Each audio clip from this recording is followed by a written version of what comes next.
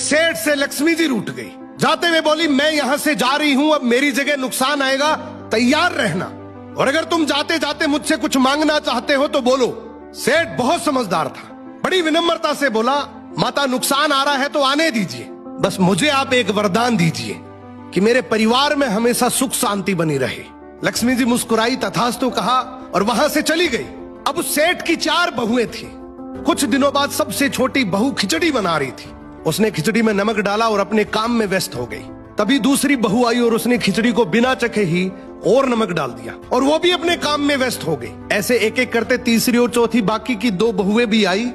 उन्होंने भी खिचड़ी को बिना चखे ही उसमें नमक डाल दिया। अब रात को सबसे पहले सेठ खाना खाने बैठा। जैसे ही उसने खिचड़ी का 1 चम्मच लिया, उसे महसूस हो गया कि इसमें बहुत ज्यादा नमक है, और सेठ जी तुरंत समझ गए कि नुकसान आ चुका है। किसी से कुछ नहीं कहा, चुपचाप खिचड़ी खाई और चला गया। अब सेठ के बाद खाना खाने की बारी आई सबसे बड़े बेटे की। बेटे ने खिचड़ी का 1 निवाला लिया। उसने परिवार वालों से पूछा, पिताजी ने खाना खा लिया? उन्होंने कुछ कहा? तो बाकी सबने जवाब दिया, हाँ पिताजी ने तो खाना खा लिया, लेकिन किसी से कुछ नहीं कहा। तो बड़े बेटे ने भी चुपचाप खिचड़ी खाई और चला गया। ऐसे ही करके परिवार के बाकी सारे सदस्य एक एक करके आए, अपने से पहले वालों के बारे में पूछा, कुछ नहीं कहा, चुपचाप खिचड़ी खाई और चले गए।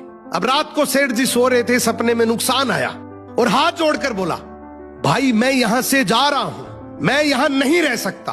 तो सेठ जी ने पूछा, क्यों, क्या हो गया? नुकसान बोला, तुम सबने मिलकर 1 किलो नमक खा लिया, पर मजाल है कोई किसी पर नहीं चिल्लाया, किसी ने गुस्सा नहीं किया, सब शांत रहे। अब जिस परिवार में इतनी सुख शांति हो, आपस में इतना प्यार हो, वहां पर मैं नहीं रह सकता।